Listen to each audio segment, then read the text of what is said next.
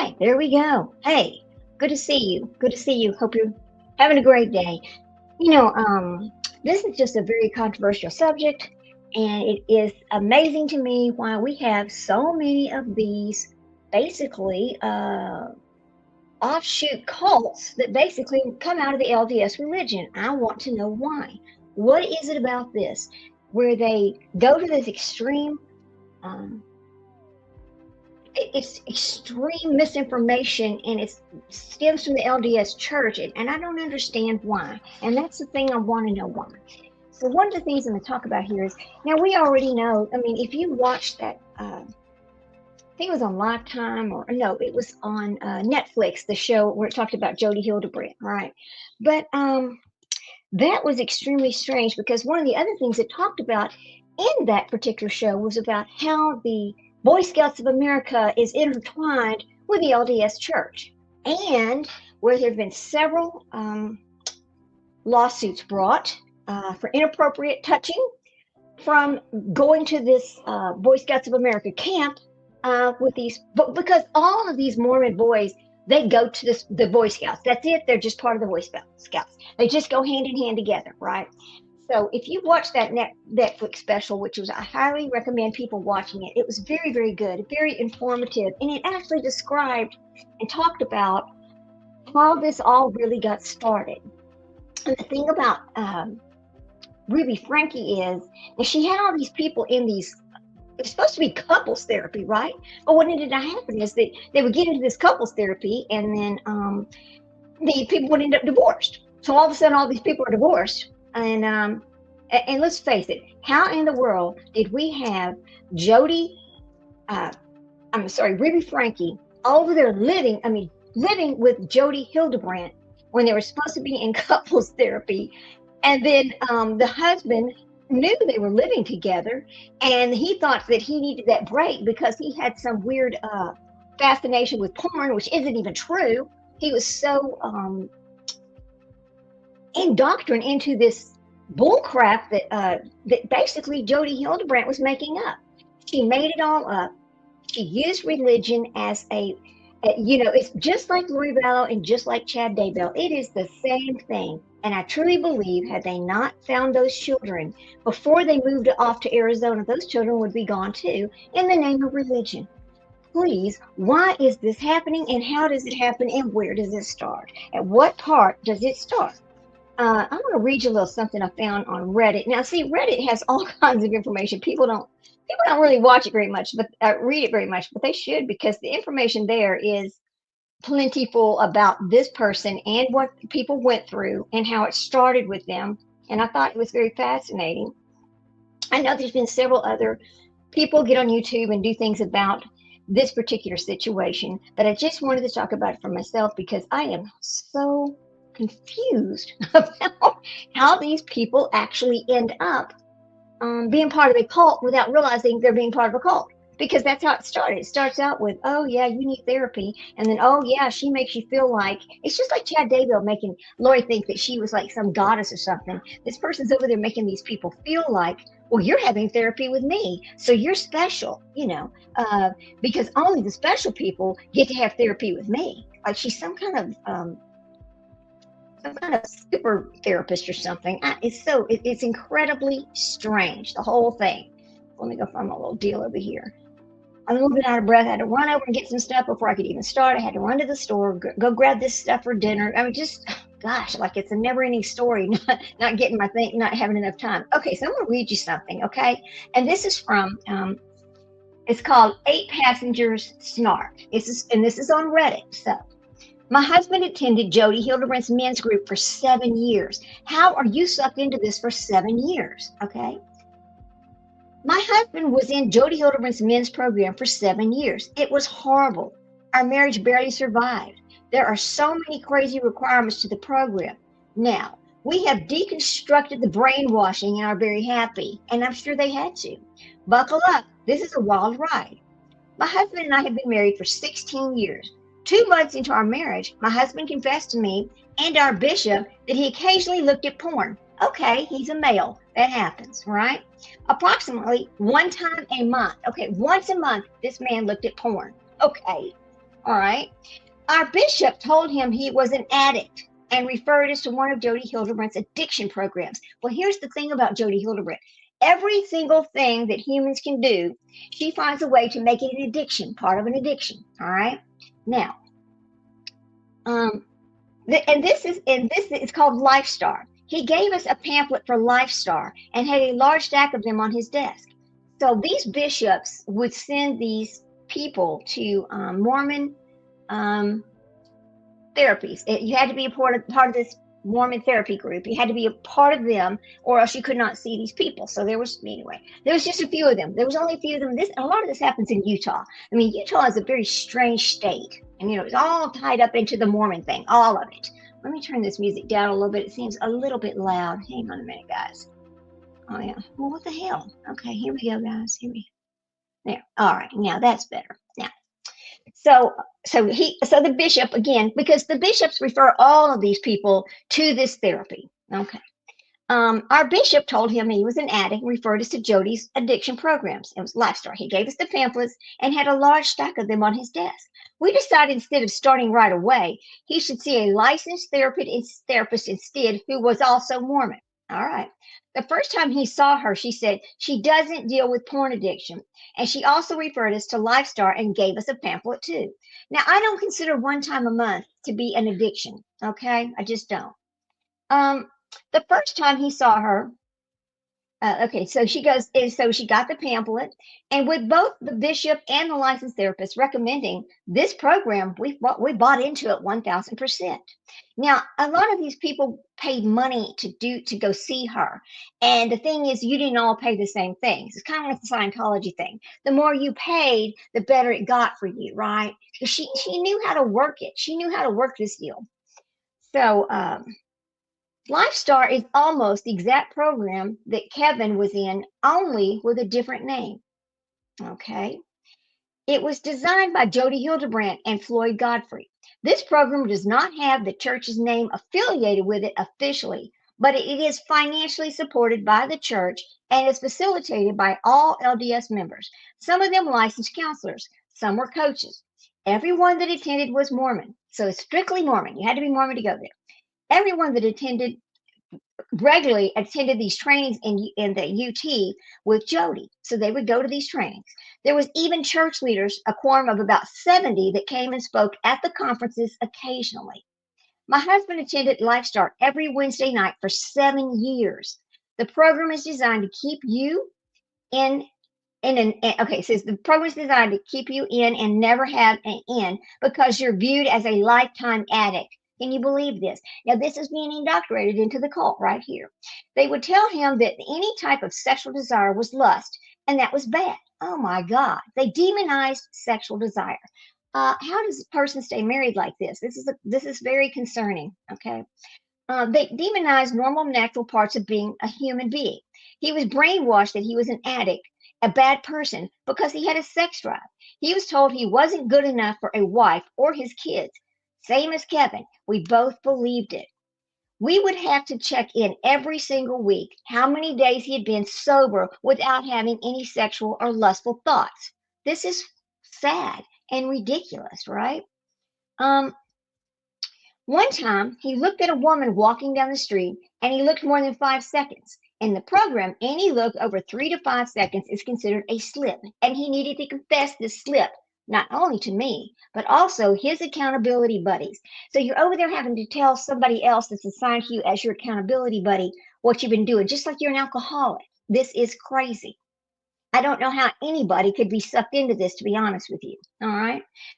He had to report he was 0 days sober because of looking at a woman. LifeStar also encouraged us to get separated, just like R and K, which is these people. Ruby, R and K is Ruby and her husband. Okay. Okay. We slept in separate rooms for at least a year based on their recommendations. It required that the woman take full control of all activities of the man, especially technology. It had me put passwords on everything and assigned me to the role of parent to my own husband. And you did not see a red flag? What is wrong with you? Okay. I had to go through his search history on all devices multiple times a week. I had to check off his weekly homework and sign it just like he was a child in school. It taught us both that he was a perverse monster for having a sex drive and kept our kids away from him because he was capable of abusing them. We both believed them because we were both raised in the Mormonism and had never received any type of sex education.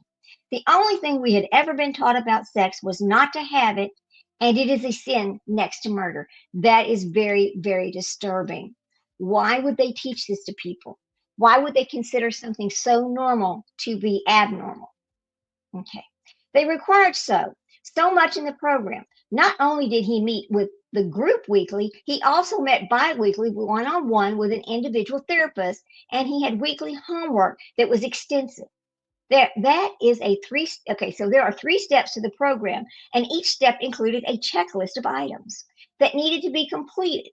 Examples of these things of the checklist include read 5 assigned books, create a poster board of all the sexual trauma he had ever had, and present it to the group. They called this trauma egg.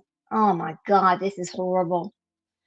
Complete. Okay, so uh, complete weekly homework in the packet, confess to all certain amounts of people, cut certain amount of people out of your life, etc. They tried to get me to attend this weekly women's group, but we couldn't afford it. We paid over, check this out, folks, $100,000 to her over the years. $100,000 to Jody Hildebrandt for bullshit, made up garbage that actually tried to separate the man and the wife and cause them to get a divorce and ruin their marriage.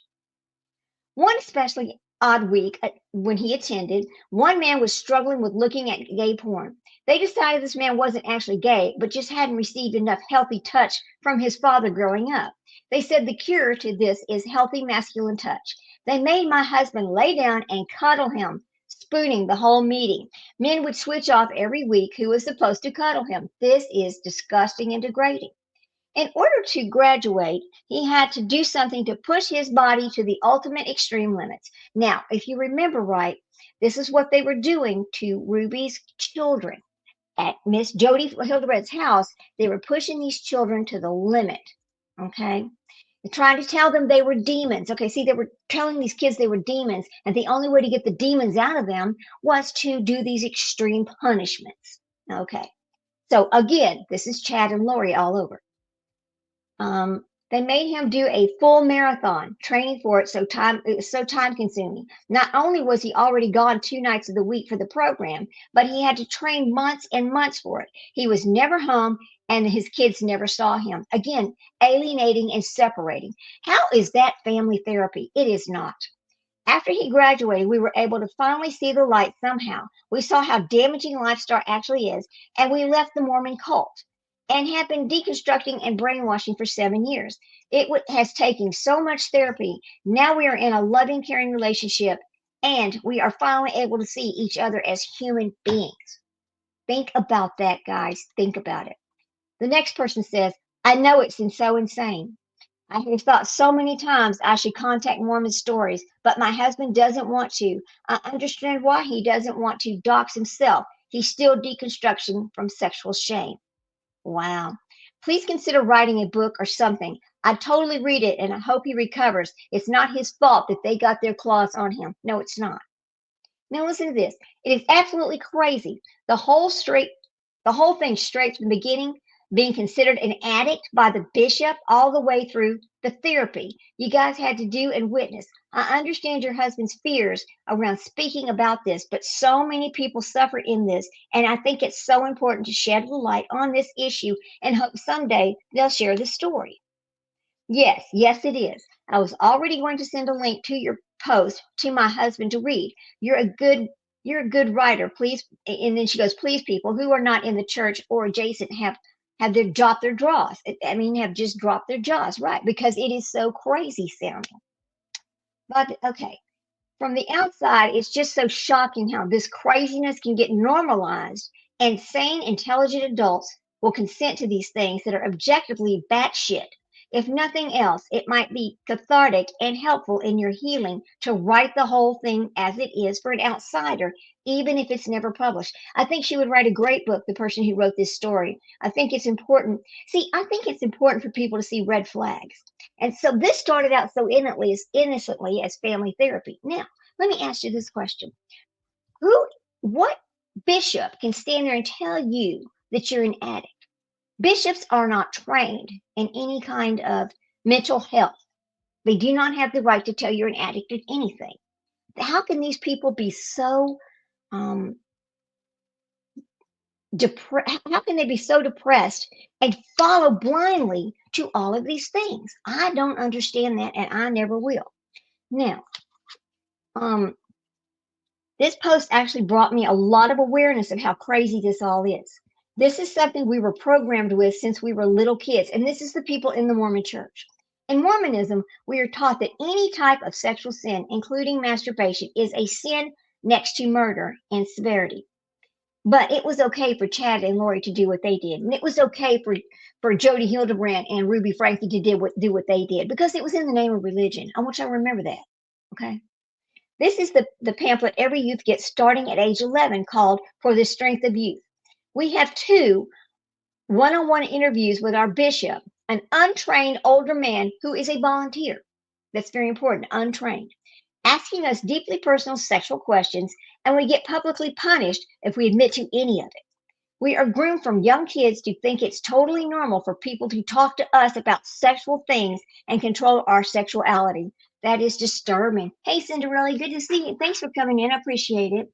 I just wanted to talk about this today because I'm like, it is alarming, it is scary, and it is sad how these children are subject to this at a very young age. And I mean, it's just part of the Mormonism. And when you think about that, you got to think to yourself, what? Do they live in shame their entire life? What? Oh, it's sad. Good to see you, though. Thank you. So he goes, it's totally normal for people to talk to us about sexual things and control our sexuality. Men are taught that their sexuality is bad and it can't be controlled. And women are taught that they're not sexuality and it's up to them to control the men's thoughts and actions surrounding sexuality. Isn't that sad? Um, It says, it's all one big cluster F. We are also taught that homosexuality is a sin and can be from trauma as a child, which is where the teaching that gay men didn't receive enough physical touch from their fathers comes from. This is absurd. It is intense indoctrination, and we had no idea we were even indoctrinated. Everyone we know believes these things, and we're discouraged from forming close relationships with people outside of our church. So we are never exposed to differing opinions. We are also taught to only read from church approved sources. So we never get any other information. Plus, we're not allowed to go to any dates until we are 16, and even then they have to be as group dates. No pairing off with a boyfriend until we're 18. And then we are encouraged to hurry up and get married and start having kids. Yeah, Cinderella, this is the main reason I no longer believe in organized religion. God is love. You damn right. Thank you, Cinderella. That's absolutely correct. I agree with you on that. Um, it's a huge coordinated indoctrination system to control people's sexuality, and it runs deep. It just runs deep. So deep, it has taken us years to deconstruct. I can understand why it would take years for these people to unbrainwash, deconstruct themselves. When you've grown up like this your whole life and that's all you know, and you're not allowed to spend time with people outside of your group, and you can only read things approved by your church, and you go to the famous college in Utah, is it BYU? I think it is. I mean, this is all run by the Mormons. It's all the same thing. How do they ever leave the state of Utah? I mean, it's no wonder that you've got people who turn into basically depraved um, uh, killers for killers, for lack of a better word. Yeah, this is an abuse of adults at its finest. Yes, narcissistic abuse. Yes, you're right. You're right. Thank you so much. But I just can't understand. I guess because you grow up in this, you don't know any different. You don't realize this is what's happening to you because these people also marry people from the same faith. Hey, Boho, how you doing, girl? Good to see you.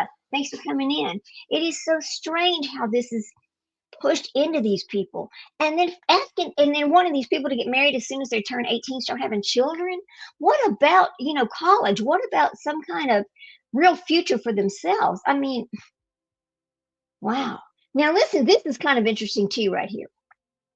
A lot of true crime channels are extremely harsh in their judgment of Kevin. Now, Kevin is Kevin Franke. That's who we're talking about, right? Which is a natural response to how he failed his kids. However, they don't seem to appreciate the impact of going through this type of cultish faux therapy. No, well, I don't understand how you can be sucked into it. A lot of us can't understand that, right? I'm sure some of them would be interested in talking to you and would be willing to protect you by not sharing your name or showing your faces. There are several channels I watch, other than Mormon stories, where a licensed therapist, please don't tell, no, okay. Now this other person's trying to push it off on hidden true crime. I would not push anybody off on hidden true crimes, because they too are Mormon. Okay, no, no, no. Now this is all the reason why I'm talking. This is really all about Kevin Franke, Ruby Franke, and what happened with Nancy Hildebrandt. It is this is from an ex-Mormon. I know how big a deal it is to go on Mormon stories. I can understand why he doesn't want to, and that's okay. Yeah, I wouldn't want to go on Mormon stories either. Look at who they had on their story. They had who was on there? Lauren Matthias. She was on there. Yeah. And people wonder how Jody had so much money. Well, that's how she had it. $100,000 for over 7 years of pushing into your husband's head that he was an addict because he looked at porn once a week sometimes before he started her class. I don't understand that. Not only did he meet with the group weekly, he also had met with bi-weekly one-on-one with an individual therapist and had weekly homework. That's extensive. I mean, and the three-step program, he's not an alcoholic. Okay, he's not even an addict. This is crazy. It is crazy. Do you feel like Jody was in it for the money and the control? I sure do. Jody was in it for one thing, and that's control and power. Because she knew that she was able to, because she was because the bishop would suggest these people go see her, then they thought there was something wrong with them. And so they would go see her. And she knew automatically how much money these people had. Here's another thing about this that I don't know, unless you watched this, you might not have caught this. But one of the guys was talking about how he got some settlement out of something. And that Jody knew that he'd gotten the settlement. And what did she do? She told him he needed more therapy, so he needed to come see her more often instead of bi-weekly, once a week. So it cost him more money because she was trying to suck up all of this money he got out of this settlement. And he is the one. Now this is the guy's name is Adam, and he is the one that actually sued the Boy Scouts of America and won, because when he was sent to, as all Mormon boys are sent to, this Boy Scouts of America camp, at some time during the life, and he was molested at this camp by a leader of the Boy Scouts. There you go. This is what happened to this guy named Adam. It is unbelievable how long this went on. Now, think about this for a second. Let's say that you are. I don't think that any woman is ever going to think it's. I don't know. Let me just say how I feel about it. As a woman, I could not imagine trying to control everything about my husband. Is he not a man? Listen, your man is a man. You have to let them be the man. That's the way I think I see it. Yeah. You think Jody's been watching the Frankies way before I think that's true too. I think she was, and I think that she targeted Ruby. I think she did. And I'm not being mean. Please bear with me because this is very controversial. But I think that what Jody's intention was not as therapy, but as partner. She wanted to be the partner of Ruby. It really was not about therapy. It was to be partners, just like Chad and Lori. Once they met, and then he decided this is what he was going to do, or whichever one of them decided they were going to make this happen, and that's what they did. And it was just actually like putting fire and gasoline together. It just made it worse. But it seems like it shocked me a lot when you see how many people actually believe in this type of therapy. She lived. She lived in a 9,000 square foot home, paid for off the backs of people who believed or who indoctrinated into a cult and did not even realize that that was what was happening to them. And that is just amazing. I can't even, we don't even know if did she even have children? Okay, now listen to this. And this was about this is kind of weird, and I think it's on YouTube. Let me see if I can pull it up. Jody's bishop was also there blessing. Okay, so this was an exorcism, a Mormon exorcism. Now think about what I'm just saying to you, a Mormon exorcism. That is amazingly crazy. Oh yeah. Standing behind her brain while she's still incarcerated, still grifting behind the bars, just like Chad Daybell trying to grip behind the bars with his silly book thing that he was doing over there on X, trying to sell his book still. Just amazing. I'm gonna pull this up over here. I'm gonna see if I can pull this up from YouTube. This I think it's on YouTube anyway. This exorcism. Hang on, guys. Because when I saw this, I thought, you gotta be kidding me. Exorcism. Okay. It's a Mormon exorcism. Here we go. Hang on a minute. Now.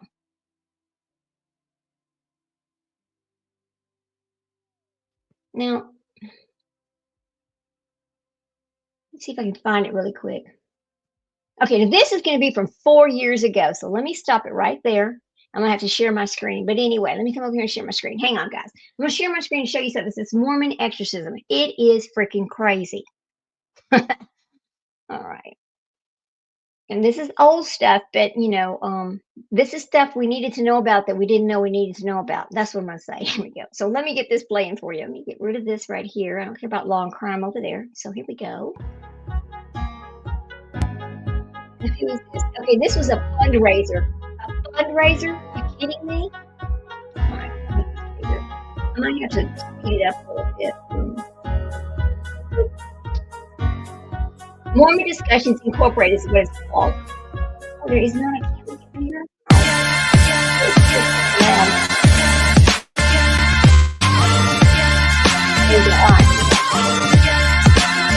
Make this here. I'm gonna put it on a little bit faster so we can just get through it a little bit faster. Not that fast. There. All right. Now, put it on play. And we're going to listen to this for a second. I mean, craziness. All right. Now listen to this. Good evening, everybody. Yeah. I'd like to welcome you once again to Mormonism Live. Right now, I'm the only person showing on the screen. I'm not exactly sure why. There we go. Hey. There's somebody else. And as the observant among you will notice, that is not Bill Reel. This is someone else entirely. In fact, we have a name underneath it. It's Jonathan Streeter. Jonathan Streeter, how you doing? You didn't have to read that name to figure out who I was, right? We've been talking about this all week. Yes, we have. We have been talking about this all week. Bill Reel could not be here tonight because of another engagement that he had. His dad's in town. I think he's taking him back to the airport this evening. I found out last Sunday from Bill that was the case. He regrettably was not going to be able to be here. He suggested maybe, I don't know, I just got around to see if I could find somebody else to fill his shoes. And I immediately thought of Jonathan Streeter. Because Jonathan Streeter, it also goes by thinker of thoughts and stuff. Mm-hmm. It's not thinker of things and stuff. On YouTube, it's Thinker of Thoughts. The blog as it exists is Thoughts on Things and Stuff. And there's a Facebook page for Thoughts on Things and Stuff. Okay, that's why I was confused. Yeah. Well, I was elated to get your call because I listened to your last episode where you were talking about the grand landscape of miracles in Mormonism as depicted by, the Blessed Elder Bednar. And anytime I hear anyone talk about Mormon miracles, then the question immediately comes to my mind, well, what was the first miracle of the restoration? Because it's such a kind of a dramatic lead-in and then it has such a remarkable answer. But before we get to that, there was some introductory stuff that you wanted to get through, and then we're going to dive right into that. There actually was. There's some. Last week we did talk about Elder Bednar's discussion of miracles and the 8 statements he made. We had some wonderful lot of research. You've done some about the background of. Out with one that you'll find common to any tradition in the Christian realm that speaks about exorcism, and that is the story contained in the scriptures themselves. Specifically, Jesus in the New Testament, in the Synoptic Gospels, he points out that there's something like over 50 different references of Christ interacting with spirits in a way that directly speaks to this concept of possession, the presence of demons, and having power over them as the Christ figure. And I mean, you can probably name some off the top of your head of scriptural stories regarding Jesus and demons and possession. What are the ones that My come to name your is mind Legion, first? for we are many. That's the one that immediately comes to my mind. And specifically, There's this other one. There is no Dana. There is only Zool. No. Okay, That would be one of the more I want to get over to the other part where they start talking about what I want to talk about. Ornate ritual and liturgy that eventually would kind of bristle with the Protestants. Once they broke away from Catholicism, they started to see exorcism in addition to certain consecrations and ordinances that the Catholic Church has. They felt like all those things were just making things so complicated they got in between the individual and the Christ figure and their relationship with God, and so they were kind of dismissed. But because those things existed in the Catholic tradition, they informed Joseph Smith about how he interacted with possessed people or the demons or evil spirits that possessed them. And some of the ways that he was informed by was kind of, the people who are possessed are sort of acting according to a script. The people who are possessed act a certain way, and those ways were kind of given a very strict or legitimate codification by how do you diagnose someone who's possessed? Well, they have to show feats of supernatural strength. They'll have to perhaps talk in a language that there's no way the person would know, or speak in tongues, or they may prophesy and tell things either distant in the future or distant by location that there's no way they could have known.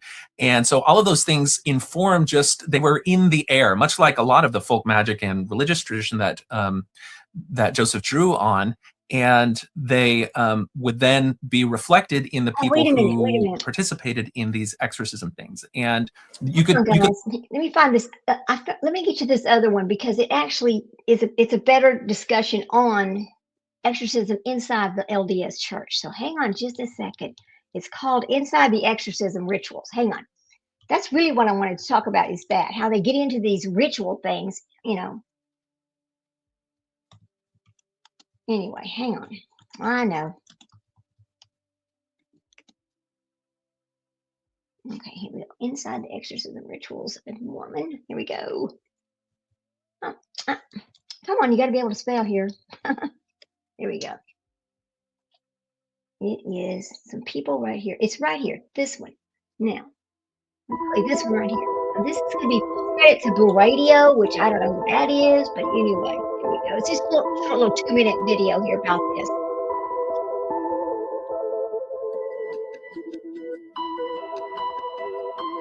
Okay, come on. Do your thing here. Oh, do I have to read it? Oh, don't tell me I got to read it. I do have to read it. I do have to read it. Okay.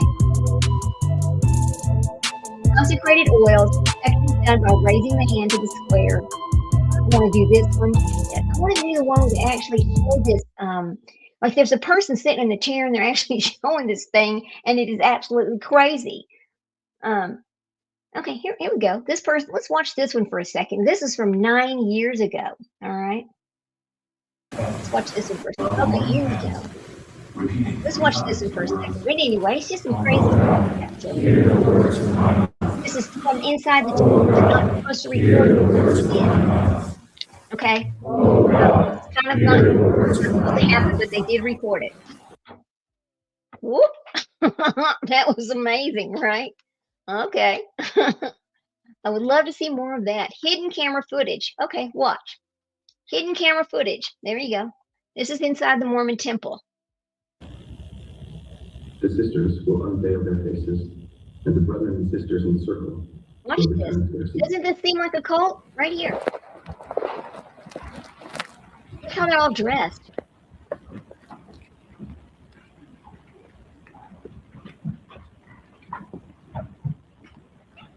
I don't know what's going on in the temple, but this is what happens.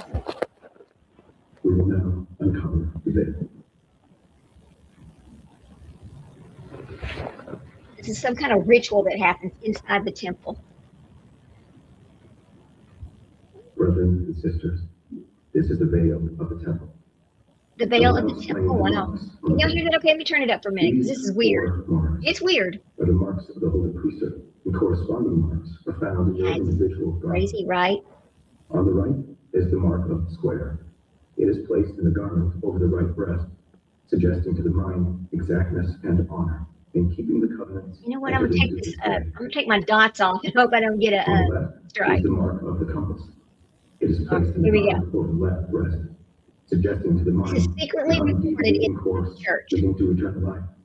A constant reminder that desires, appetites, and passions are to be kept within the bounds the Lord has set, and that all truth may be circumscribed into one great whole. This is the navel mark. It is placed in the garment over the navel, suggesting to the mind the need of constant nourishment to body and spirit. This is the need mark. It is placed in the right leg of the garment so as to be over the knee. I know it's a little weird, but just suggesting that every knee watch shall with me. bow and every tongue confess that Jesus is the Christ. These other three marks are for convenience in working with the veil. Through this one, the person representing the Lord puts forth his right hand to test our knowledge of the tokens of the holy priesthood.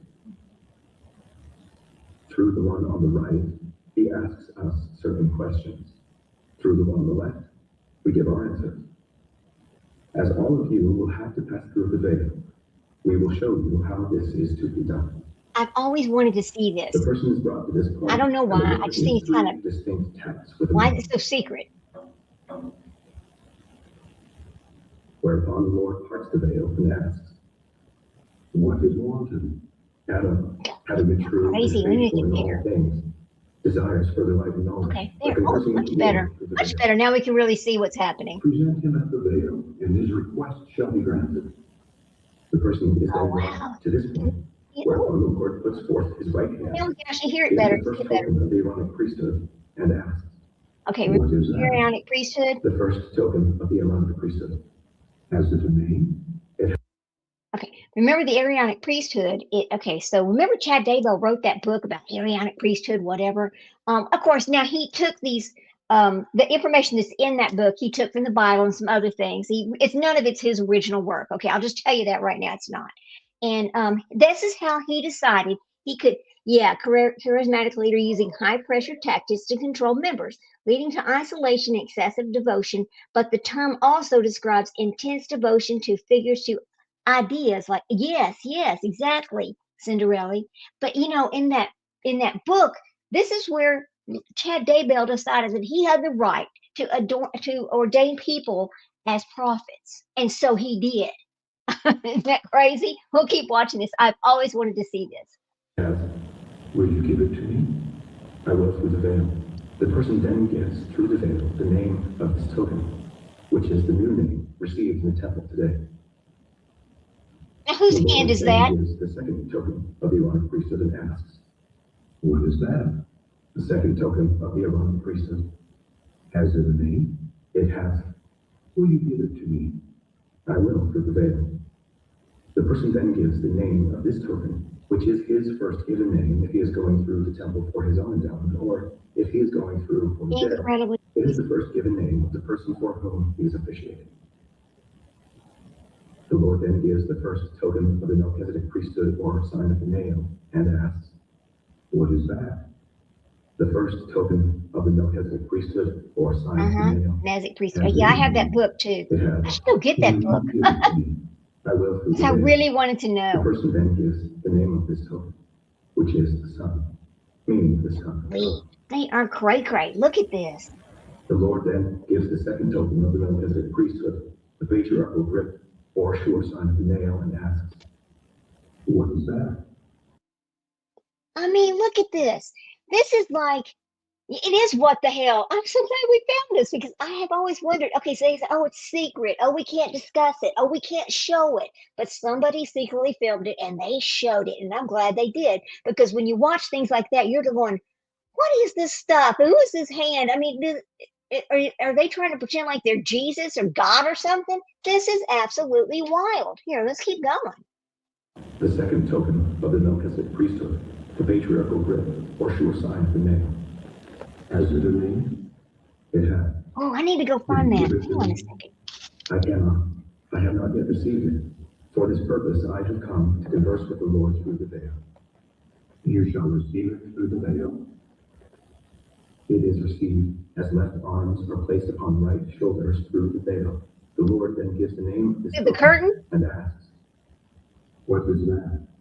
The second token of the Melchizedek priesthood, the patriarchal grip or sure sign from nail. Has it in me? Man, it has. Will you give it? It's weird, isn't it? It's veil. crazy looking.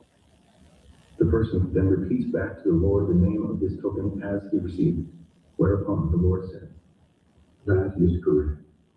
The person is again brought to this point, and the worker gives 3 distinct taps with the mouth. The Lord parts the veil and asks, "What is wanted?" Adam, having conversed with the Lord through the veil, desires now to enter his presence. The Lord puts forth his right hand, takes the person by the right hand, and said, "Let him enter." This is wild. He is admitted into the presence of the Lord. We will now report. Okay. Wow. Okay. There you go. Look, this is 18 years old, guys, watch. This is from 18 years ago. It's 2 minutes. Let's watch this real quick. It's from 18 years ago. This is old. It's in the temple. What you are seeing is an authentic first-time ever on film reenactment of secret Mormon temple ceremonies that even most Mormons have never seen. And those who have sworn never to reveal these secrets under penalty of death. The execution of the penalty is represented by placing the right thumb under the left ear, drawing the thumb quickly across the throat to the right ear, and dropping the hand to the side. All of us who've been through the temple have sworn solemn oaths consenting to having our throat slit and our heart and our vitals torn out. The execution of the penalty is represented by... Did you hear that? The execution of penalty, talking about your vital organs taken out, your throat cut. Okay, remember what happened to little, oh my God, I can't remember her name for whatever. Oh Lord. Okay, Lori Vallow's daughter. Think about what Chad Daybell did to Lori Vallow's daughter. Does it not remind you of what we're hearing right here? We're not going to keep listening, but I mean, does it not sound the same? By drawing the thumb quickly across the body and dropping the hands to the side. In the Mormon temple marriage, the partners are sealed to each other for time and all eternity in Mason-like rituals. Oh God, and without this ceremony, no one can enter the presence of Joseph Smith and become a god. Hey, lay, ale. Brother Pratt, having authority, I wash you preparatory to receiving your anointings for and in behalf of John Kimball, who is dead, that you may become clean from the blood and sins of this generation. Sister Bradford, I wash you preparatory to you receiving your anointings for on behalf of Eliza Barrett. Eliza Barrett, who is dead, that you may become clean from the blood and sins of this generation. I wash your head, that your brain and intellect may become clear and active. Your eyes, that you may see clearly and discern between truth and error. Thousands of occultic ceremonies each day are performed for the dead, so that they too can receive the benefits of Mormonism. Mormons are encouraged to have encounters with the dead, and it's not uncommon for demons impersonating the dead to appear to Mormons stating that they've been converted to the Mormon church in the spirit world. Did you hear that? See, this is where all of this demon crap came from that Chad Daybell was using with Lori, and the same thing with Ruby Franke and Jody Hildebrandt talking about demonic. I mean, it's really it's part of this Mormon religion, and this is maybe old, but it's exactly, oh my God, it describes exactly what was going on here. Wow. And now want their family history traced. Your loins, that you may be fruitful and multiply and replenish the earth, that you may have joy in your posterity. Your vitals and bowels, that they may be strong and healthy and perform their proper function. This is your crazy. breast, that it may be the receptacle of pure and virtuous principles. Oh, wow. Now, down this other thing. This is proof that the church attempts to hide parts of its history. All right, now, whoops. Go back over here. Hang on a minute, because I found another one I want to watch really quick, and it's called The Hidden Camera Footage of Mormon Temple Prayer. It's a temple circle. Hang on. Let's see. I've always wanted to kind of figure out, why do they need to keep things secret? What was the point of that? I don't understand it. But now we see, because it is so cultish, and that is exactly it. I mean, the whole thing. Hidden camera. Hang on. in camera footage. Hang on there. Whoops. A Mormon. I think it's called a temple prayer. Oh, I wish my dog wouldn't bark. Here we go. Let's see. It's got, let me go back and find it right here. Hidden, it's this one. No, is it this one? Okay, yeah, this is a big prayer ceremony here. This is from 2016. Oh, hang on. There we go. And they're fixing to have some big prayer. It's just craziness. So they don't wear street clothes. They go in there and they put on this other garb, and then they go into this temple.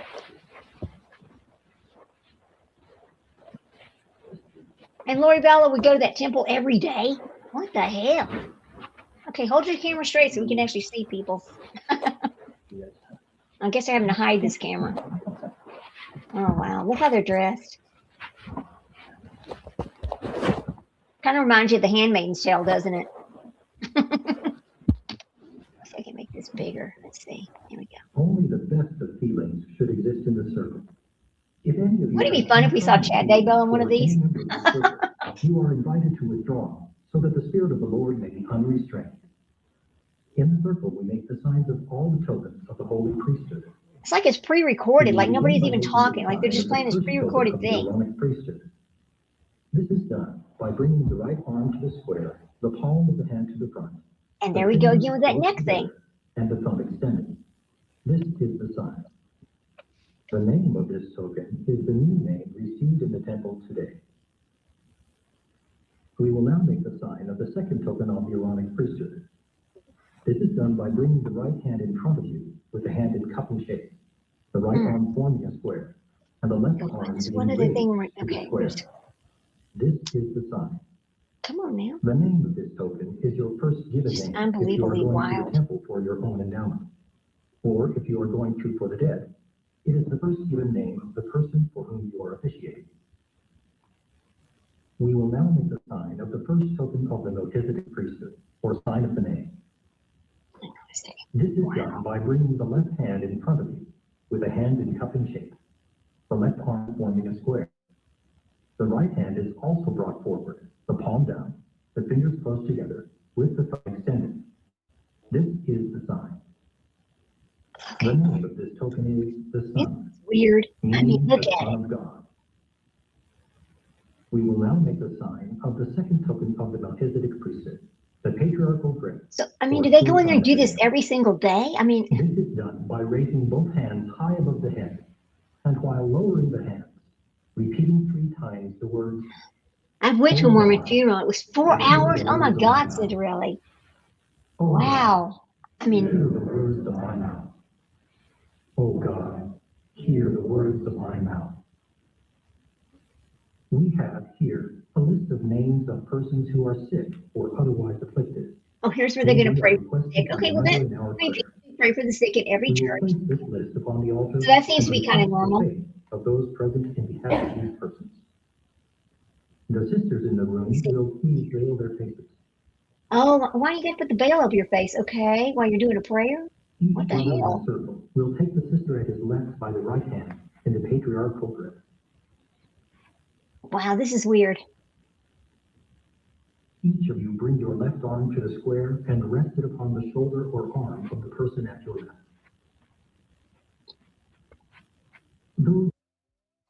And they do the hokey pokey and turn themselves around. That's what it kind of looks like they're going to do some weird little dance and folk dance of some sort, you know.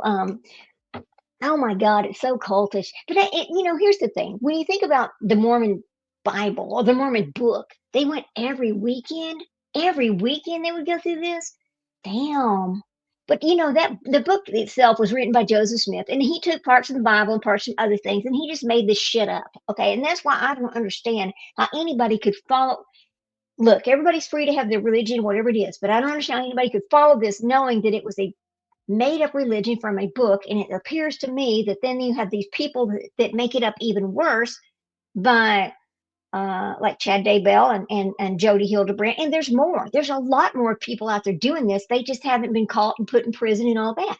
I truly believe that had Jody Hildebrandt, had that child not escaped, those children would be gone. They would be dead, just like Lori Vallow's children. It would have been the same result. A little different way they passed away, but it would have been the same result because nobody would have noticed. The father of these kids said, oh, he hadn't seen his children in a year. What do you mean you hadn't seen his children in a year? What is wrong with you? Oh, it was best for me to stay away. What do you mean it was best for you to stay away? Isn't that the most biggest garbage you've ever heard? I can't believe people would even say that. Okay, so next thing we're going to talk about is when people leave the Mormon church and they start exposing all the things that really come from it. Because, okay, we know that everything Jody Hildebrandt did directly comes from some sort of part of the Mormon religion. Even if it was something they don't really use anymore, but it was there before, it is some part of that Mormon religion that she was using against these people and calling it a couples therapy, and all she did was drive them apart. How can you teach children no sex education class at all and then expect them to go out into the world? Oh, wait a minute, because they've told them that it's bad. It's just bad. You don't have sexuality. That's bad. Well, really, that is so against the Bible, isn't it? I mean, man and woman are supposed to procreate and replenish the earth. That is the way I understood it. And that's kind of the way I was raised with baptism, you know. So it's completely everything against the Bible. It's almost like, well, think about Jeff, what's his name? Oh, shit, now I've lost it. The other big cult that got stopped. I mean, they all have kind of the same ritual BS. And if you stop about it, they all started with Mormon religion, except for our guy over in California, Manson. He didn't start from Mormon religion, but the rest of them did. Oh, wait a minute. Hang on a minute, guys. Guess what I have over here?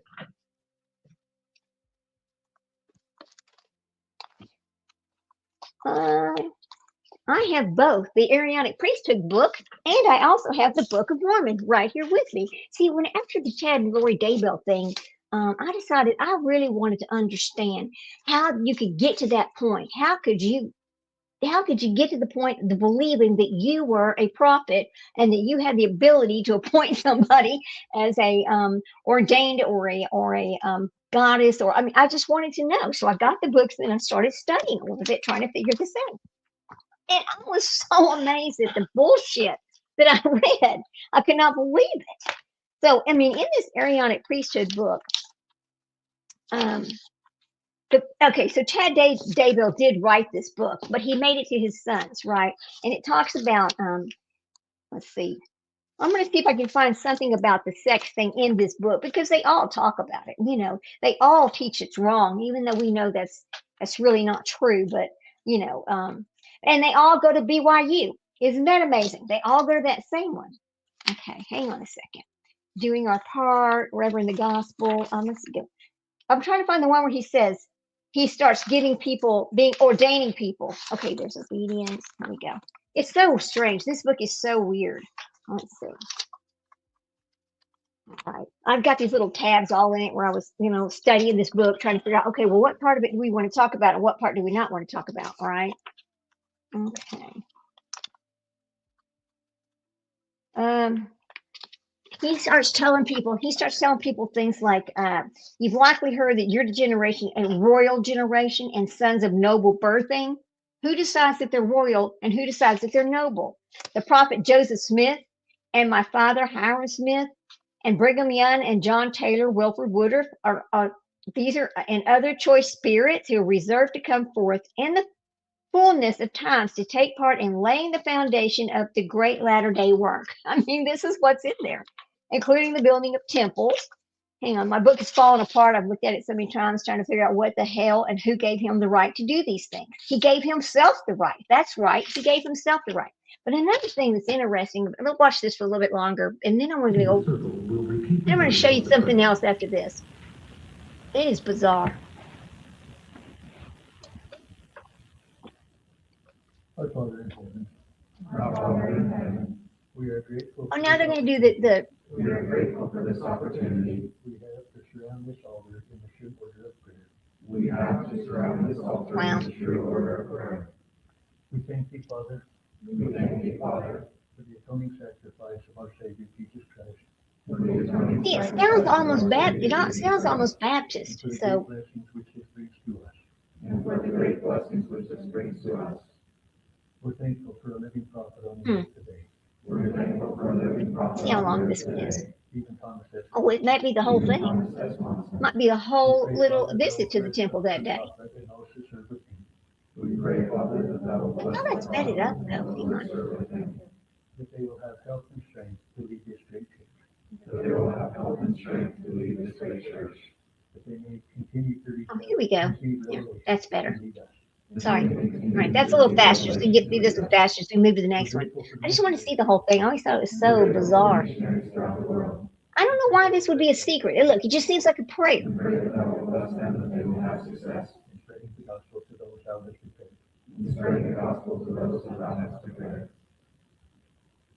We pray, Father, that thou will bless them. Okay. Persons whose names lay Let's see what. Let me get past the prayer. Let's see what happens at the end, maybe. That they may continue to. Let's see what happens at the end. I'm gonna try to speed it up a little bit. And be examples unto those around them. We pray for those that are in this company. This sounds like a Catholic thing because, like, when they do the prayer beads things, and they pray for this, and they just go around the beads. That's what this seems like.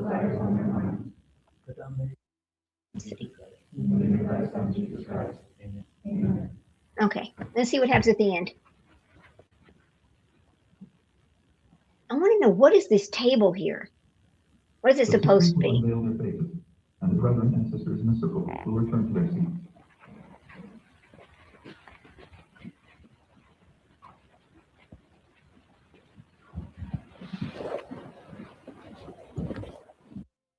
Okay, all right. Now, isn't that just bizarre? In a city filled with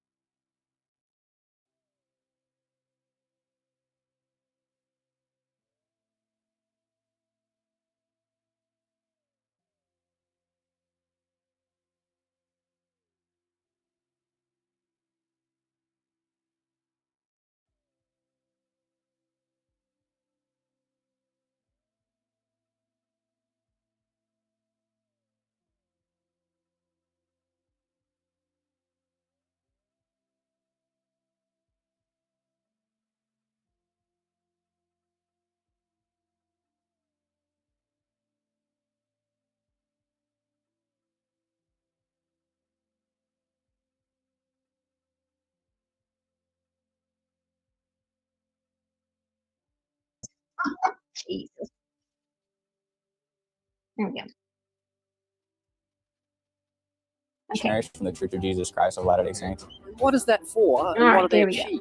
Well, it's to proselyte, as it were, and to spread their version of the gospel, which really is not the gospel at all. It's the laws and ordinances of the LDS Church. And I was raised Lutheran, and we had rituals like this. I think it's very bizarre. I think back on it and yeah. I mean, just like kind of like the Catholic Church has their things they do. It's just some of it's just so wild. Let me make this bigger so we can see the whole thing.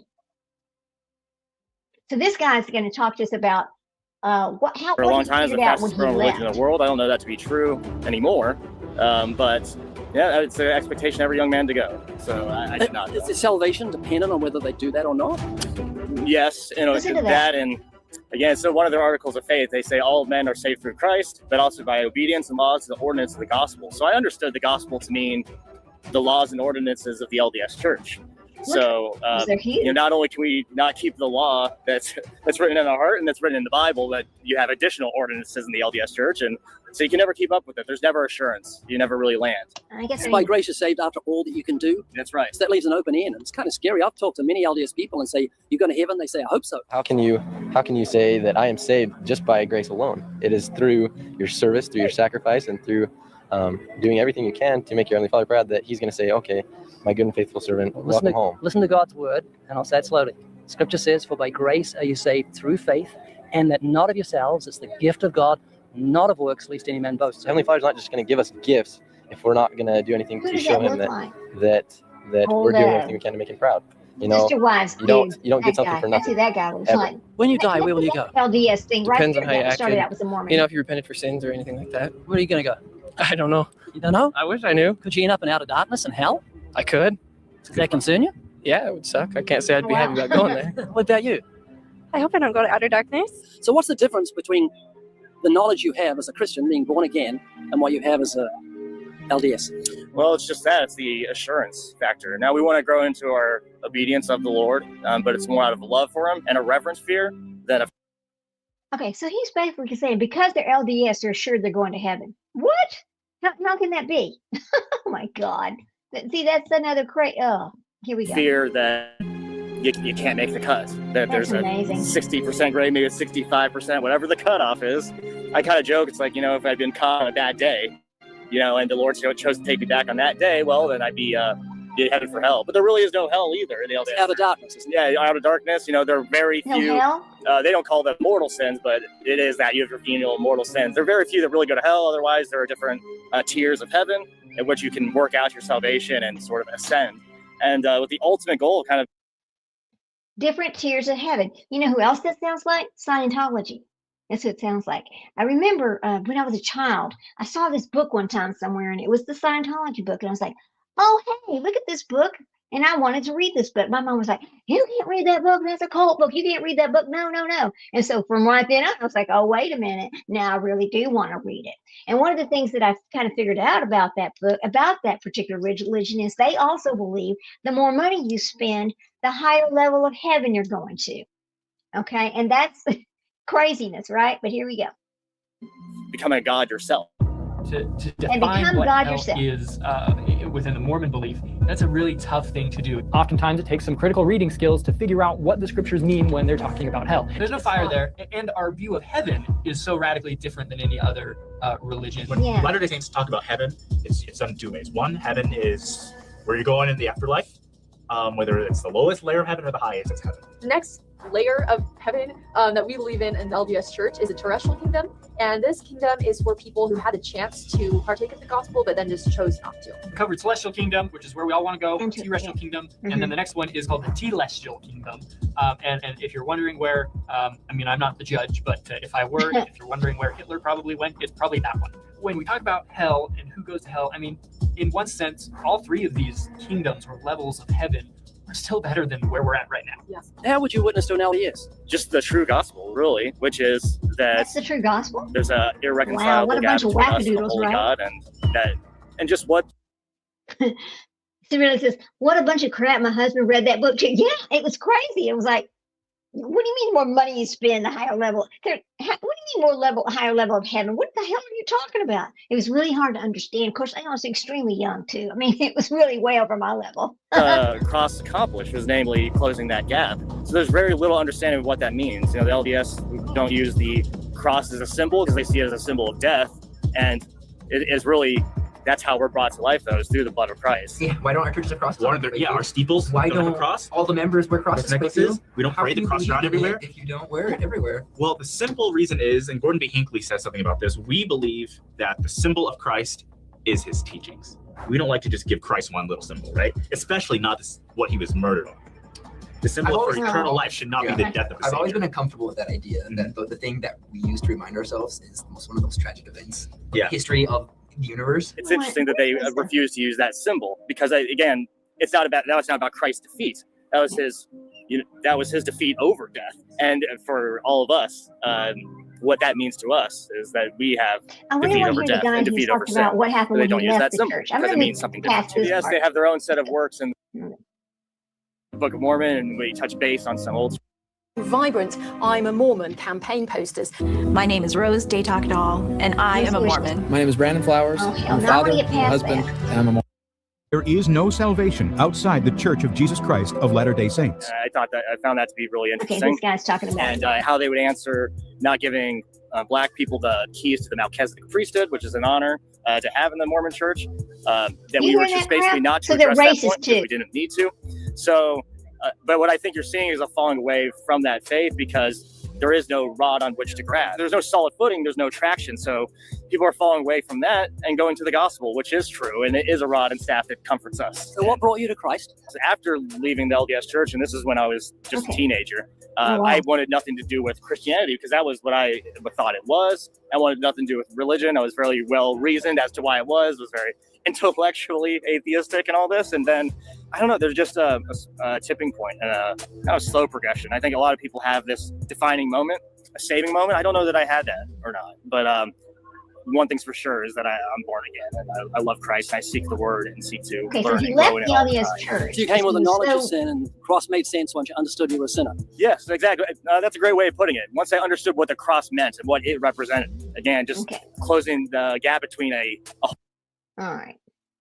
Let me go back over here. I mean, it's just the weird shit that, I know I'm saying a cuss word and I really shouldn't because we're talking about religious things, but it's just weird as crap that they think that there's 3 levels of heaven like that. And then they're racist on top of that, based on what he's just said right here. Where did Chad think that he and Lori were?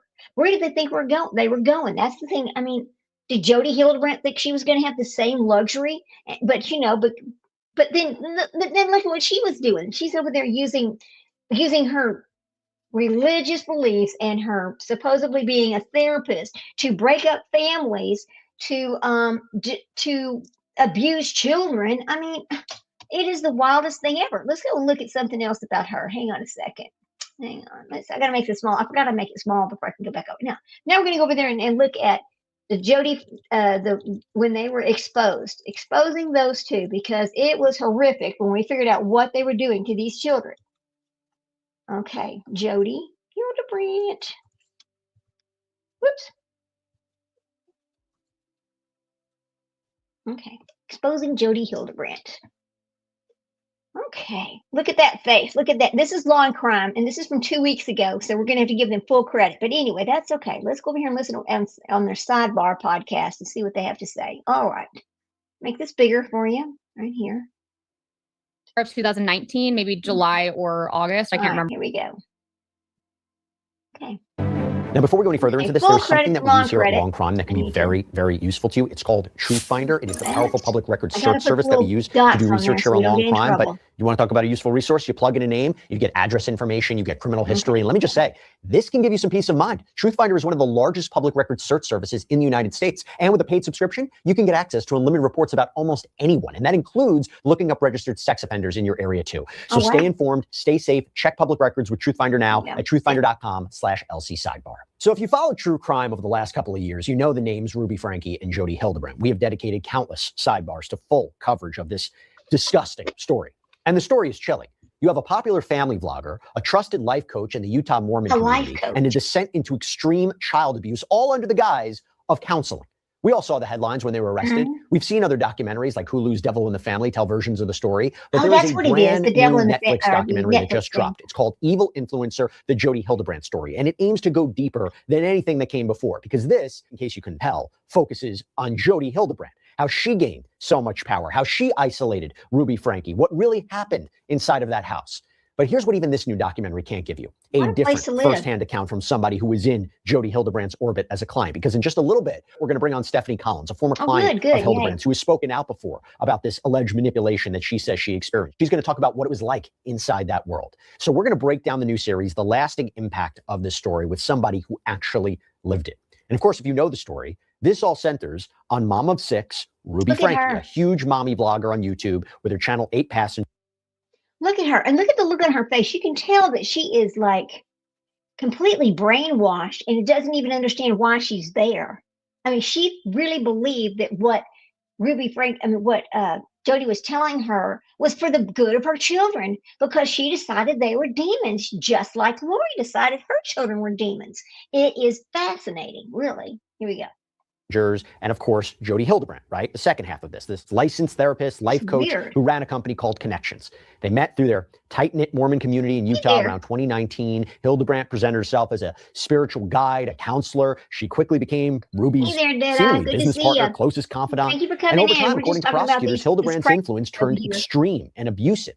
She convinced Ruby that some of her children were possessed by evil spirits and needed severe punishment to repent. This breaking point, the breaking point, came in August of 2023. That's when Ruby's 12-year-old son escaped from Hildebrandt's home. He was emaciated, had duct tape on his extremities, went to a neighbor for help. Police found his younger sister in a similar state inside of Hildebrandt's house. Look at him. Can you imagine? I don't know if he had the strength to get out of that house, to be honest with you. Oh, that poor baby.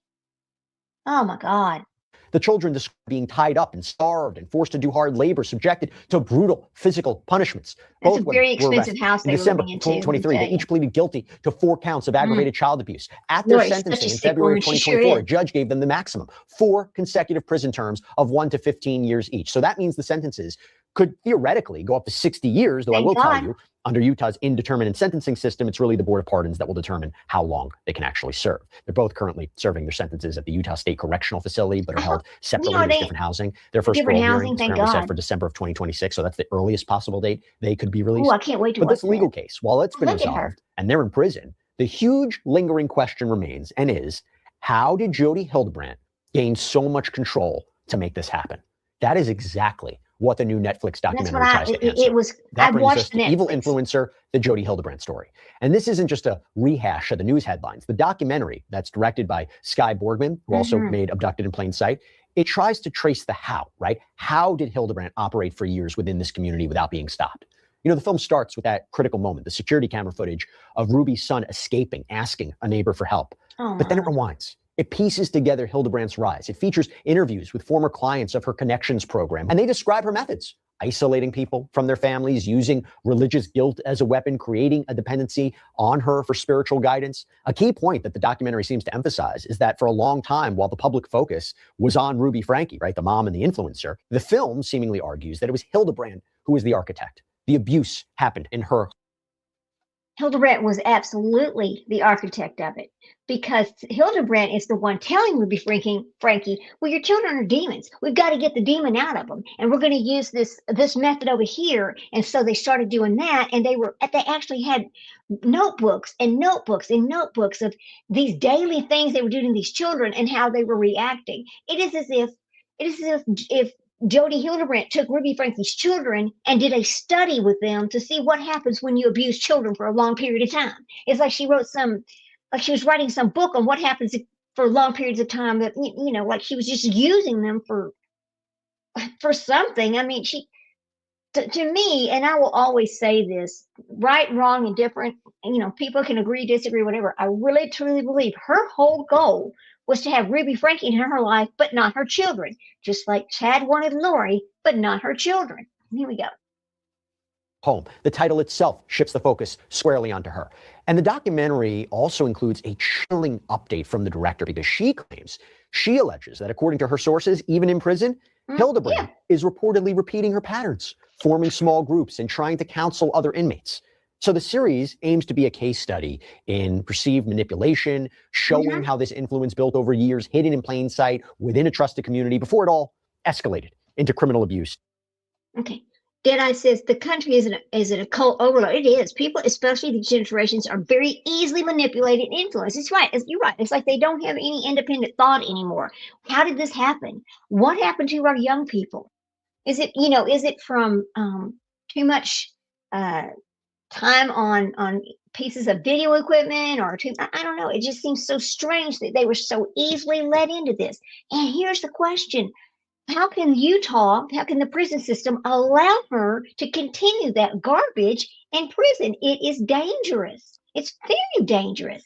Maybe people are to start writing the board, the prison board in Utah, to tell them, hey, you need to be taking care of this, because what's going to happen? We're going to be killing each other inside the prison because we've gone too far with this, and listening to her as if it's in the name of religion. Here. Oh, my Lord, it's sad. And into a story that will be talked about around the world. Now, the documentary gives us a broader view through interviews with several former clients. But to really understand the personal day-to-day impact of Jodi Hildebrandt's methods, you need to hear from somebody who was in that room with her. I'm so glad we get to hear this. Stephanie Collins was a former client of Jodi Hildebrandt's, and she has come out and explained the effect that Hildebrandt had on her life. Okay, I want to bring her on right now to talk about her experience, what she thinks of the documentary, why she believes Hildebrandt was able to operate for so long. Stephanie Collins, thank you so much for taking the time. Really, really appreciate it. Yeah, thank you. Thanks for having me on. No, thank you for being here. Just to start off, because I don't know if a lot of people know your full story. When did you meet Jody Hildebrandt?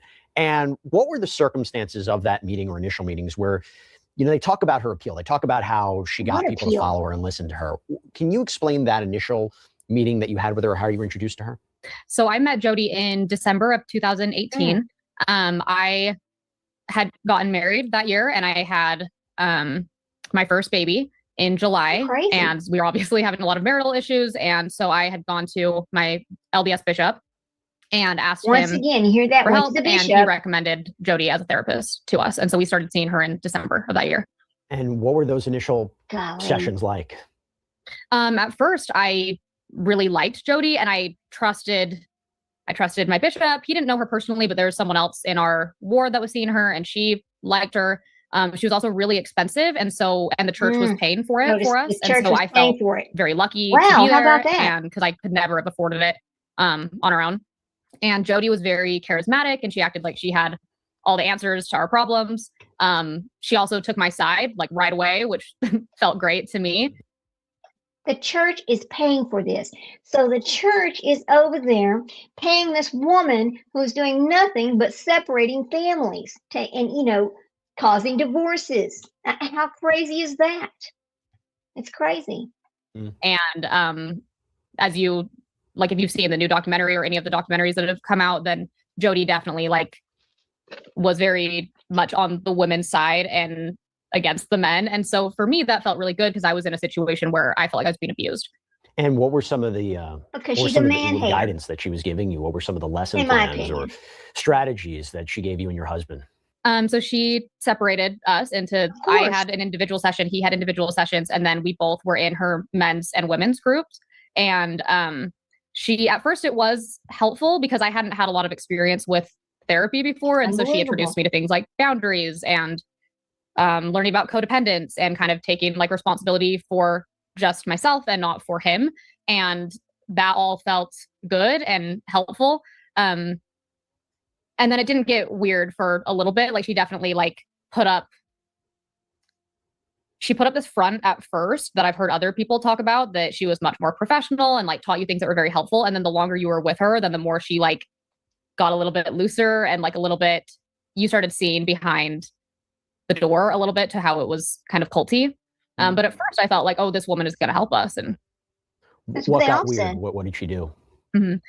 So one of the things that first got weird for me is how she would operate in her group. So she ran the her women's group that I went to, and she would really call people out. We always have to stop for a little bit of fair use over here, so we don't get in trouble for, not giving them credit, etc. But she definitely is a man hater, in my opinion. She is also a lesbian. No shade on lesbian. I'm just saying that I think that she is. See, Boho, that's the thing. I agree with you on that. I think that was the reason why she wanted to get involved into their life, is because she really had a thing for Ruby Franke. Ruby Franke's a pretty woman. I get that, Hey, Cinderella, you agree?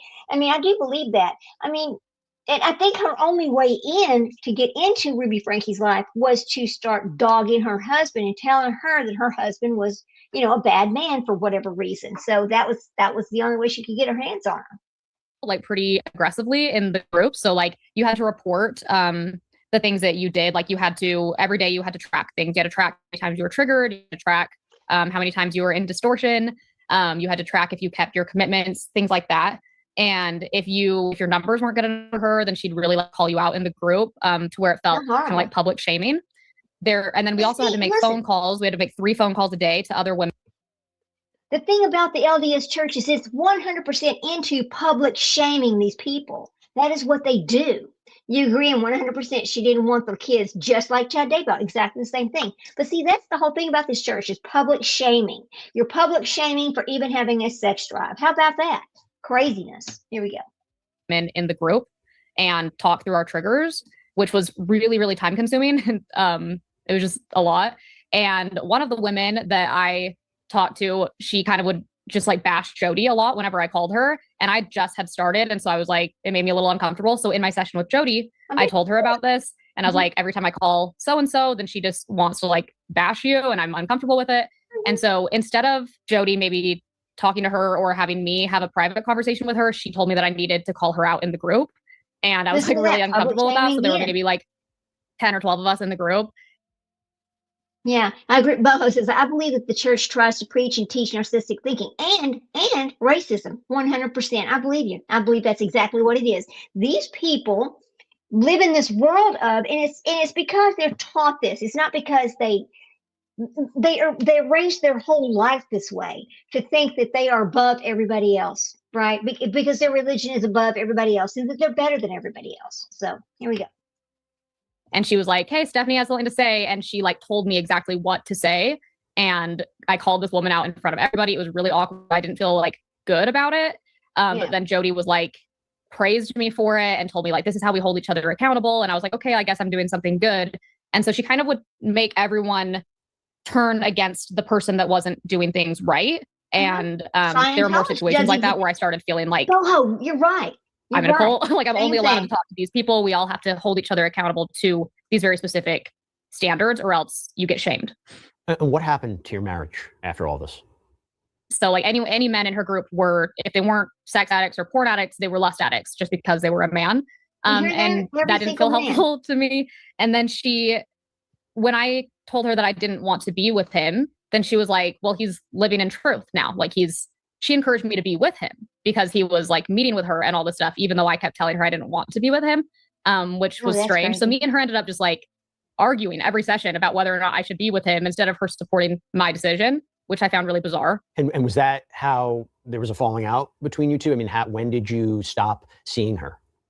I stopped in the summer of 2019, maybe July or August. I can't remember, but I started feeling, I communicated this to her that I just didn't really feel like I was getting anything out of like meeting with her anymore. And because it was like she wasn't supporting the things that I wanted. Right. When I communicated that to her, then she would try to convince me to stay. She would. Okay. Yeah, all cults are led by narcissists. That's why these religions have become cult-like. You're right. But remember this too. Remember Chad Daybell picked remember Melanie Pulaski or whatever? They got divorced and then immediately Chad Daybell had picked this other person for her to marry. Remember that deal? And that Chad Daybell decided that Alex and Zulema should get married as well, like putting people together again for this. But what I don't understand about that particular situation is what did he think he was going to gain by putting those people together? You've had a very vulnerable time periods in my life. Can you imagine being caught up in something like this when you are at your lowest? Yeah, no, I can't. And you know what, Boho? Here's the thing about this. I believe a lot of these people, when they start into this this type of it's called when they start joining in to this level, that they are at their lowest points. They went to their bishop and said, hey, blah, blah, blah, because they're supposed to go to people in their church. And he's directing them over here to this shit. And then look what happens to them. But what's shocking about that lady's story is that she wanted them to stay together when she didn't want to stay with that man because every other couple, she'd broken them up. It's just wild. It's wild. Tell me that she was never find another therapist that could help me. And then she told me that I was an addict myself, that I was you go against her and you're an addict. A control addict. And so she had me start doing an addiction recovery program. She had me get a sponsor. And maybe a month later I was like, this is dumb. And then I like quit for real. But she really like tried to get me to stay. She kept charging our bishop. And so then it's like we had more sessions that they paid for. And so we kind of just kept going way longer than we wanted to. And when this broke with Ruby Franke in 2023, and then you had more people coming out, and the whole world is now seeing what was going on, what was your reaction to that? I was really surprised for a second because I was like, oh, I haven't heard anything from Jody for a while. And then when I read about it, and I was shocked and very sad at like the gravity of it, but I wasn't really surprised. It felt a little bit. It felt validating a little bit because I knew that there was something off about her. And I had talked to other women in our group about it. And they were all just like, they wouldn't talk about her at all. And because she's the leader. And so I felt like no one ever believed me that there was something weird about her. And so it felt very validating and also very sad, obviously. Do you think when you look at it, does it make sense that she was capable of abusing children? Yeah, it does. I mean, just based on like the things that she would say, like, and the punishments that she would encourage and like, I was shocked that it got to that degree. But I think that Ruby was like, they were just the perfect mix to make that happen. I don't know that Jody would have done that necessarily without Ruby, although she did with Jesse. So maybe she would have, but. Yeah, no. Unfortunately, I think you're right. It's a very scary combination. This documentary comes out, and I understand you watched the whole thing. Did it resonate with you when you're listening to these stories? You're listening to Jody Hildebrandt. I mean, what stood out to you about it? I like that they had some more of her clients on, and there's been more and more clients coming out, specifically about like the separating husbands from wives and that stuff. And that didn't happen to me. But it happened. There were a lot of women in my group that were separated from their husbands. And I'm just glad that more people are talking about that. And like, that's not normal. Like everyone in my group, it seemed like their lives only got worse when they started meeting with her for the most part. And I think that she's hurt a lot of people. You mentioned before how she was charismatic. See, because she starts out like every other cult situation. They start out sweet and nice, and we're just here to help you, and come on into our group. We have information that can help you, and it just all starts out like that. And then once they got you hooked, it turns into something completely different. But the funny thing about her, let's talk about Jody for a minute. So she was still, she didn't realize she was going to get arrested, and all of a sudden she gets arrested, but she was still seeing and talking to people, doing Zoom meetings and stuff until the day she was arrested. That's right, on August the 30th, 2023, along with Ruby Franke. I mean, they were still doing this, and on September the 19th, 2023, she agreed not to see any more patients while allegations and while she's been investigated. And then she had to do a voluntary license surrender on September the 19th of 2023. Following her arrest, she voluntarily surrendered her mental health counselor license to the Urban Division of Professionalism, and then she had her license this is important. Her license was previously suspended for 18 months in 2012 due to breach of client confidentiality. Her final revocation was her criminal conviction for child abuse, and her license was officially revoked on May 10th of 2024. So even if she ever gets out of prison, she can never go back and as a licensed professional again. That's over for her. It's over. It's done. I mean, she's just okay. Let me read y'all something right there. This is what it says in Wikipedia about Jody Hildebrandt over here. It talks about their arrest in Washington County, Utah, and that she's charged with 6 counts of aggravated child abuse. Okay, it talks about that. Her early life and education. She was born in 1969. She attended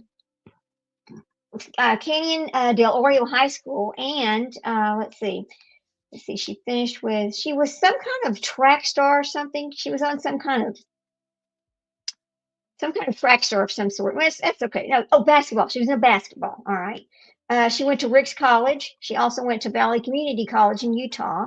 And then she was raised in the Latter-day Saints Church. Her father was a pilot at the United States Air Force, and she competed in the Miss Orem pageant in 1990. So she competed in a beauty queen pageant. That's amazing, isn't it?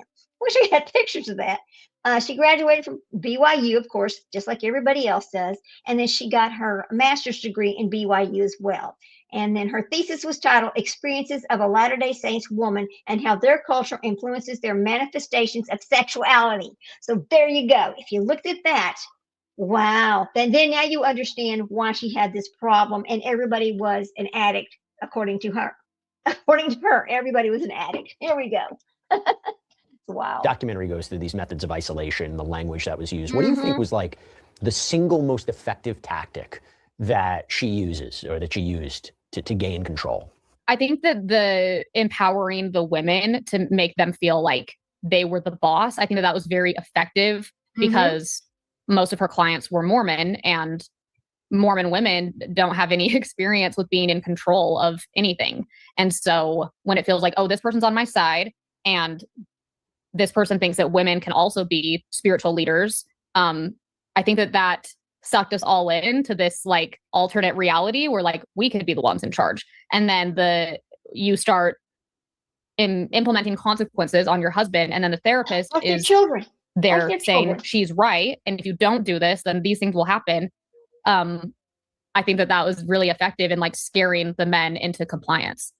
Now, the director here mentions that, or alleges in prison, that Jody's reportedly trying to form groups and counsel inmates. I mean, if that is true, does that surprise you? Does that track with the person you knew? Because she issued apology, right, in court when she pled guilty. Oh, really? And yet, you know, if she's doing something similar behind bars, if that's true, what are your thoughts on that? Oh, yeah, I believe that 100%. Jody's not someone to back down from. Like I think that she actually believes what she is doing, and I think that she's delusional. It doesn't surprise me at all, because I think that in order for her to like accept responsibility for any of it, that would tear down her entire sense of self. Like, I think that she is going to just keep going, and it scares me were she to ever get out. You've talked about, you've talked about how she was, able to do this, right? And she was on this like approved list of counselors. She was a licensed therapist. Do you think the system failed? What needs to be done? I mean, the fact that she was able to operate in the way that she was. What do you think? I think that there's a problem in general with therapy, especially in Utah, because of the church. And Jody had a lot of influence. Hear what she just said. She thinks that Jody believes everything she's saying, and that she's very delusional. Chad Daybell believed what he was saying, and Lori Vallow believed what she was saying. They're all delusional. What the hell is bringing these people to these delusional states that they go out there and they do these things, which is it ends in tragedy, and it's just dangerous to the rest of us.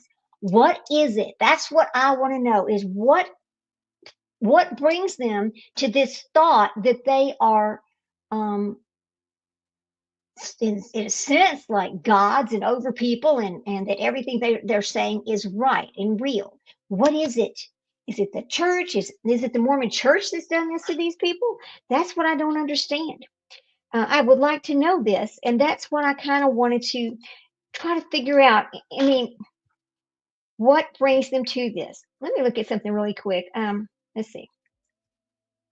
Let me look at something really quick, and we'll turn this back on. Well, actually, I'm going to turn this back on. We'll let this finish while I look this other thing up. Hang on. In the community, because she was a member of the church. And so in the Mormon community, you tend to trust people just based on their membership status. Mm-hmm. And that's a problem. And then I think that the church liked her, at least at first, because she's doing therapy through the lens of religion. And I think that the church is maybe getting better with therapy, but like, at least in the past, it was kind of like, don't go to therapy because who knows what they're going to tell you. And if you do go to therapy, go to LDS Family Services or like an approved therapist, because I don't know why. But Jody had a big influence in the church in general. She was talking to, at least what she told me, she was talking to the Young Women's Presidency, the General Young Women's Presidency. She was trying to get meetings with like the prophet and the First Presidency. She had told me about apostles that she was in communication with. Sometimes she was teaching her principles like in her own ward, like her own church, local community. She told me that she had a pilot program with the missionaries. I don't know if any of that is true. That's just what she told me. Mm-hmm. But she had her heels in with the church itself, and she had a lot of influence. See, that's what made it extremely dangerous here. Somebody says religion in general, in my opinion, this might sound weird, but I believe that they target other narcissists. They feed their ego and always make everything about them, and they fall right into that trap. Even the narcissist, I believe that too. I think you're right about that, hobo. But this is an interesting situation here. Now, this is Jessie Hildebrandt, which is actually Jody Hildebrandt's niece. And she spoke about the traumatic experiences she had living with Jody, which highlighted that the severity of the child abuse that was ongoing with Ruby's children. Only a few family members have been willing to share their personal experiences pertaining to the ongoing child abuse case regarding Ruby Franke and Jody Hildebrandt. However, Jessie spoke at the length at KUTV's Brian Schnees about her own experiences while living with Jody and receiving therapy. So she needed therapy too. I just hope Jody is not sidelined, said Jessie. When seeing Ruby Franke receive a majority of the coverage on this case, I mean, she is connected to it and it's happening. And yes, Ruby needs to be held accountable because she made these choices, just as she's guilty. But Jody's been doing this for much longer. So Jody has been doing this for years. Okay. Jesse feels that Jody is the mastermind behind most of Ruby's tactics.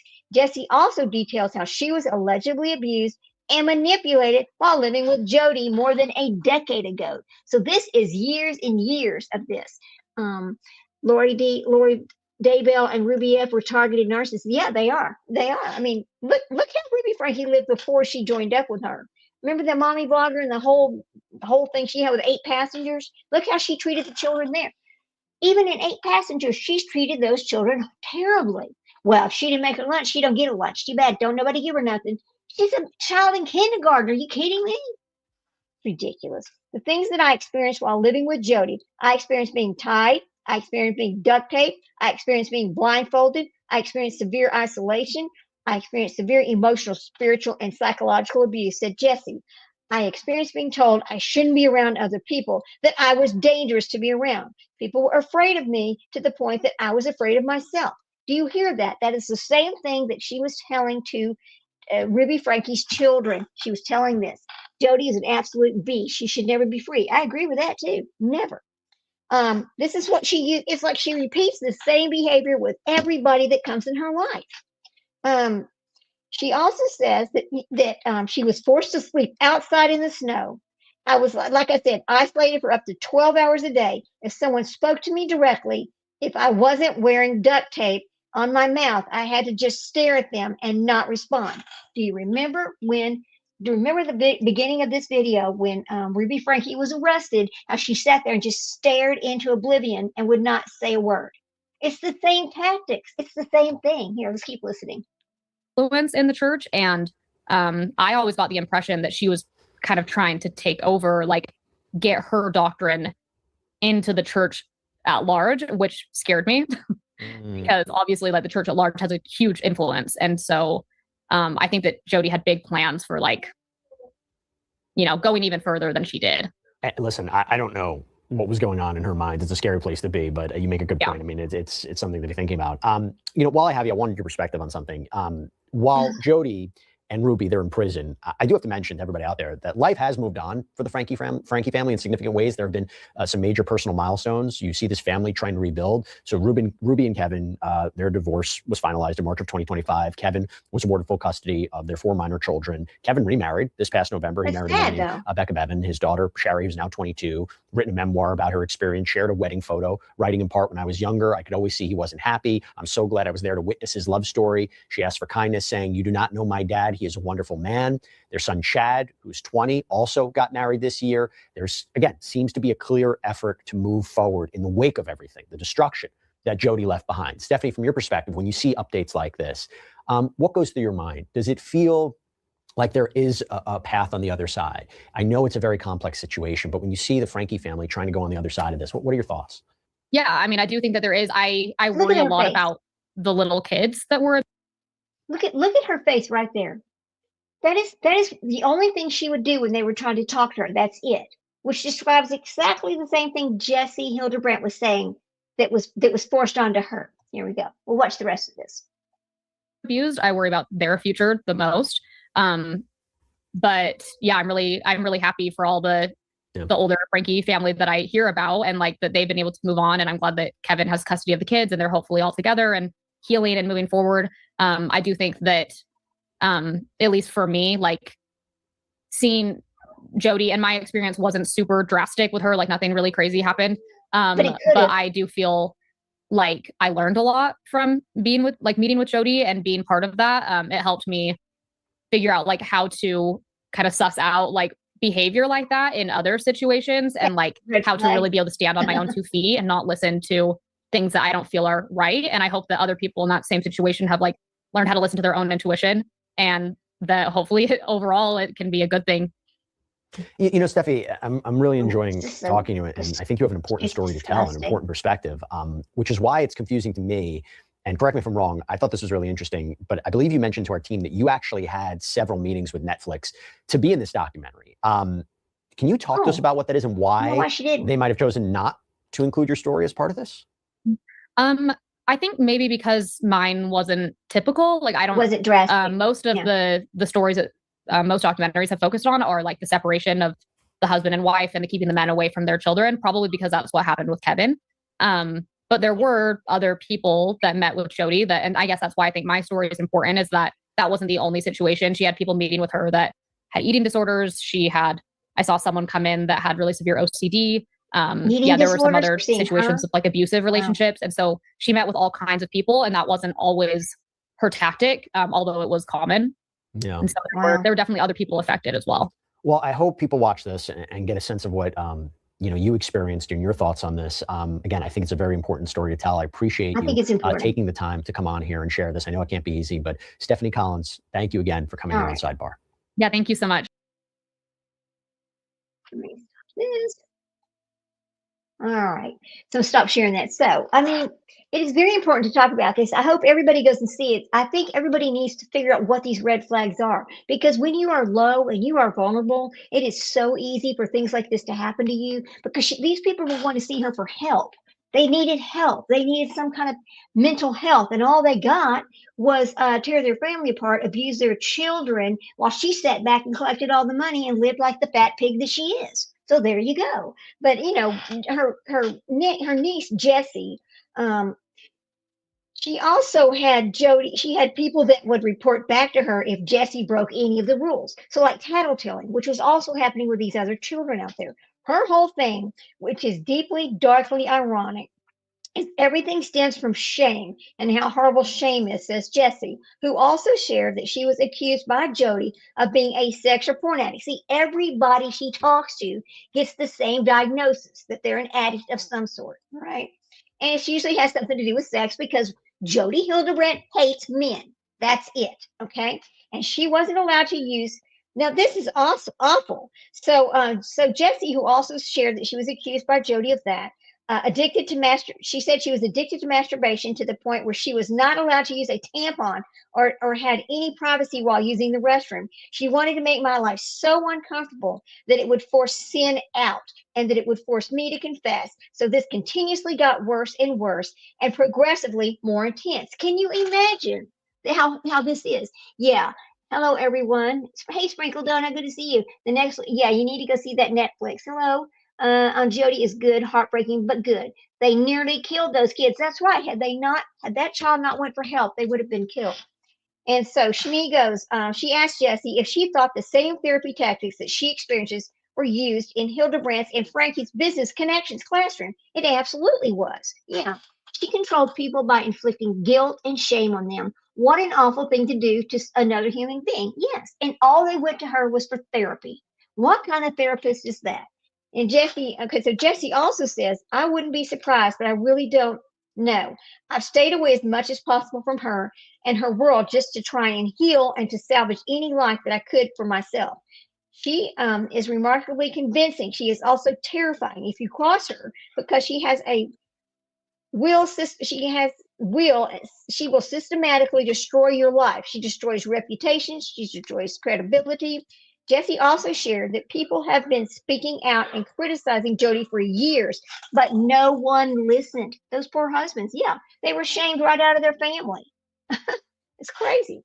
We have a culture of not believing children and not trusting children, and also children trust their parents, and their parents trust the church. So this is bad, because when you put all that together, look what happens.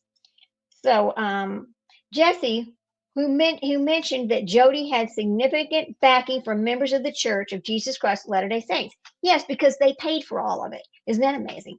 Jessie admits that she wanted to speak out after hearing Ruby Frank's comments during a recent court appearance. According to the Daily Mail, Franke appeared at a shelter hearing for her 4 minor children to determine custody on August the 7th. The Daily Mail reports that Franke was seeming to pin the blame for her behavior on her children, just like Lori Vallow. It's the same shit. Victim blaming. I just hope this can give the public some context and some clarity on what is happening and why they should not believe her. I just hope that even though Ruby's the focus, I just hope that Jodi is not able to slip away and kind of fade into the background, because she is the foundation.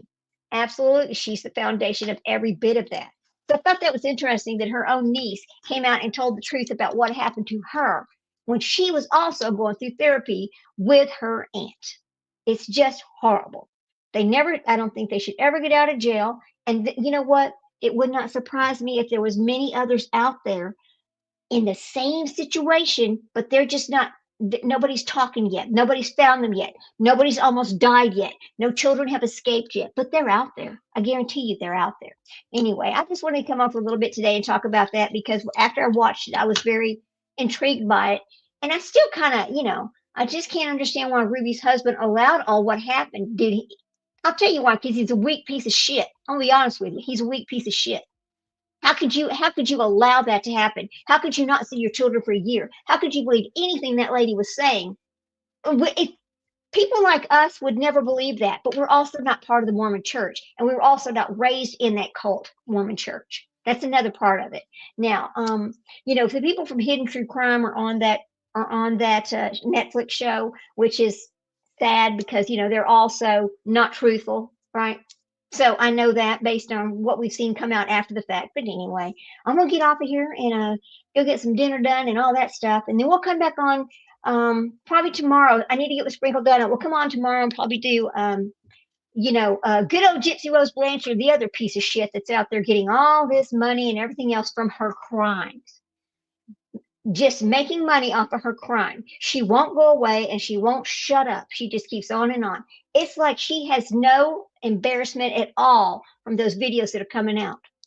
Now, she is striking people, and that is, I guess it's her right. Now, they're false strikes. And eventually she will get in trouble with YouTube for putting out false strikes like that. But for right now, that's what she's doing to try to contain it. But it's too late. I mean, it's out there. It's everywhere. The free content, anybody who has a YouTube channel, please go over to Into the Weeds and go to their community post section and go get the Google Docs so you can get all the free content you want and put it out. Please put it out there. Let's go ahead and do that. Let's get on that truth train and keep that information going. Anyway, I'll see y'all tomorrow. Have a good evening. Thanks for coming by. I always appreciate it. I always say, take care of yourself, be careful out there, and hug your little babies, please. Thank you so much.